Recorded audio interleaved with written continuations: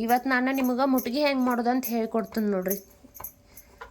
ಇದು ನಮ್ಮ ಉತ್ತರ ಕರ್ನಾಟಕ ಸೈಡ್ ಭಾಳ ಇಷ್ಟಪಟ್ಟು ಮಾಡ್ತಾರೆ ರೀ. ರೊಟ್ಟಿ ಆದಮೇಲೆ ಏನು ಸ್ವಲ್ಪ ಪ್ಲಾಸ್ಟಿಕ್ ಹಿಟ್ಟು ಉಳಿತೈತ್ರಲ್ಲ ರೀ, ಒಂದು 2-3 ರೊಟ್ಟಿ ಆಗೋಟ್ಟು ಅದ ಹಿಟ್ಟು ತೊಗೊಂಡು ಒಂದು ಮುಟ್ಗಿ ಮಾಡ್ಕೊಂಡು ತಿಂತಾರೆ ನೋಡ್ರಿ. ಹಂಗೆ ಇವತ್ತು ನಾನು ಮುಟ್ಗಿ ಯಾವ ಥರ ಮಾಡೋದಂತ ಹೇಳ್ಕೊಡ್ತೀನಿ ರೀ. ಮೊದಲಿಗೆ ಈ ಥರ ಸ್ವಲ್ಪ ದಪ್ಪ ಆಗುವಂಗೆ ರೊಟ್ಟಿ ಮಾಡ್ಕೋಬೇಕ್ರಿ. ರೊಟ್ಟಿ ಸ್ವಲ್ಪ ದಪ್ಪವಾಗಿರ್ಬೇಕು ನೋಡ್ರಿ.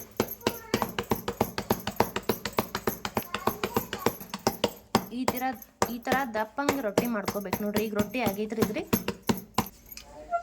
ಇದನ್ನ ತವಿ ಒಳಗೆ ಹಾಕಿ ಬೇಯಿಸ್ಕೋಬೇಕು ನೋಡ್ರಿ. ನಾವು ರೊಟ್ಟಿನ ಒಲೆ ಮೇಲೆ ಮಾಡ್ತೀವ್ರಿ. ಮ್ಯಾಲೆ ಈ ಥರ ರೊಟ್ಟಿಗೆ ಹೆಂಗೆ ನೀರು ಹಚ್ಕೋಬೇಕ್ರಿ. ರೊಟ್ಟಿನ ತಿರುಗಿಸ್ಕೋಬೇಕ್ರಿ.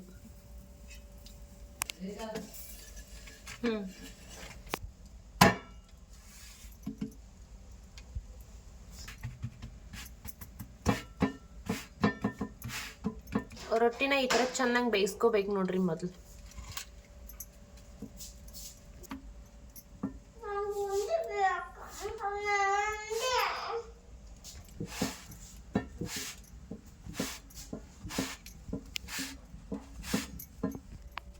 ಇದೀಗ ರೊಟ್ಟಿ ಆಗೈತೆ ನೋಡ್ರಿ.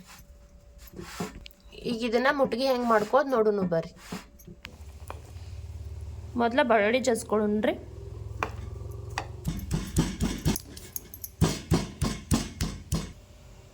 ಸ್ವಲ್ಪ ಜೀರಿಗೆ ಹಾಕೋರಿ.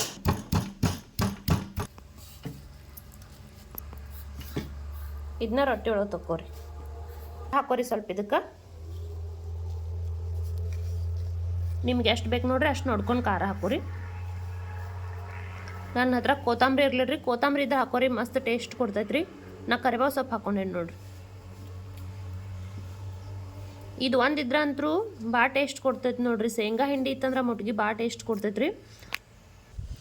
ಈ ಶೇಂಗಾ ಹಿಂಡಿ ಹಾಕೊಳ್ಳೋದ್ರಿಂದ ಮುಟ್ಗಿ ಒಂದು 10 ಪಟ್ಟು ಟೇಸ್ಟ್ ಆಗ್ತೈತಿ ನೋಡ್ರಿ. ಇದಕ್ಕೆ ಎಣ್ಣೆ ಹಾಕೋರಿ.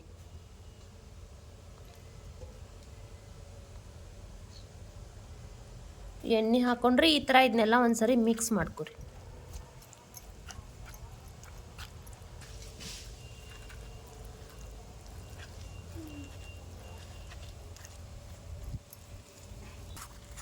ಇದನ್ನೆಲ್ಲ ಈಗ ಮುದ್ದೆ ಮಾಡ್ಕೋಬೇಕು ನೋಡ್ರಿ. ಉಂಡೆ ಮಾಡ್ಕೋಬೇಕು ರೊಟ್ಟಿ.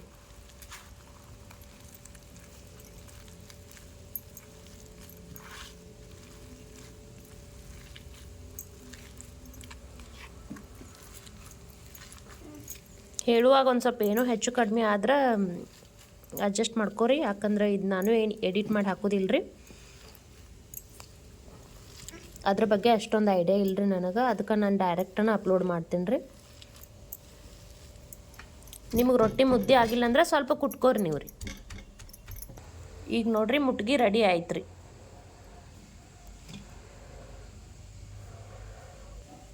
ಸ್ವಲ್ಪ ಮೊಸರು ಶೇಂಗಾ ಚಟ್ನಿ ಹಾಕೊಂಡ್ರಿ. ಶೇಂಗಾ ಹಿಂಡಿ ಹಾಕೊಂಡು ತಿಂದ್ರೆ ಮಸ್ತ್ ಇರ್ತೈತೆ ನೋಡ್ರಿ.